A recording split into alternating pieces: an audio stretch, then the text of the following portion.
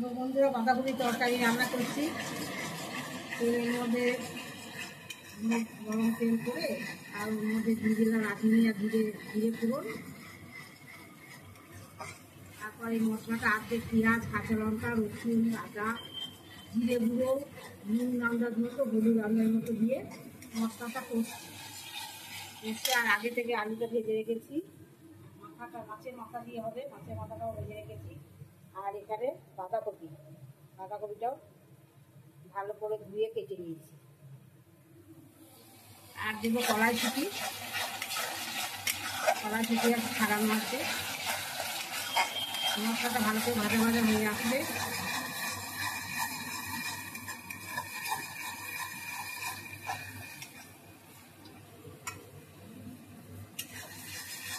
সুন্দর একটা সেন্ট আসছে।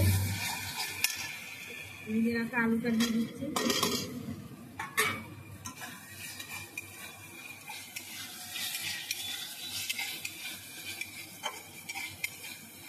আমার ভিডিওটা কেমন লাগলো জানাবে, লাইক কমেন্ট করতে ভুলো না।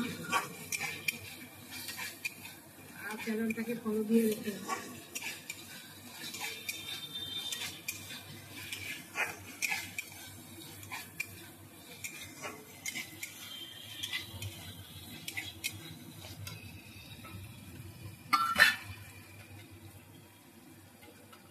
মাছের মাথাটা গুঁড়ো করে নিলাম। কানকোটা ফেলে দিয়েছি, আমি কানকো দিই না, ঠিক আছে? রান্নার কানকোটাকে ঘেন্না করে আমি দিই না, ফেলে দিই।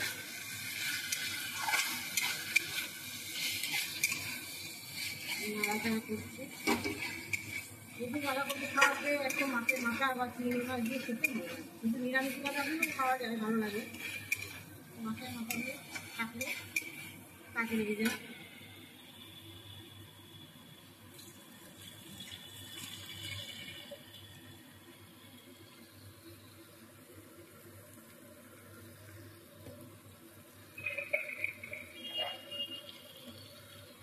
আর ছাড়িয়ে রাখা কড়াইশুঁটি দিচ্ছি। আগে থেকে আমার ছাড়ানো ছিল, ফ্রিজে ছিল, কড়াইশুঁটিটা দিয়ে দিলাম।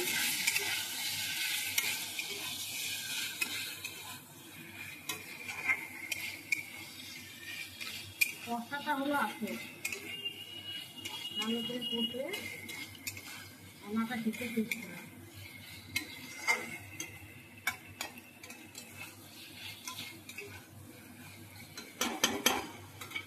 আর কেটে রাখা বাঁধাকপি দিয়ে দিচ্ছি।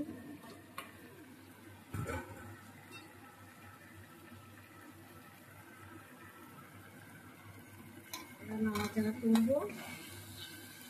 নাড়াচাড়া করে আঁচটা সিম করে দেবো, অল্প করে দিয়ে চাপা দিয়ে দেবো। তারপর একটা যে মজে যাবে, মজে যাওয়ার পর আবার নাড়াচাড়া করে একটু ঘি আর গরম মশলা দিয়ে নামিয়ে দেবো।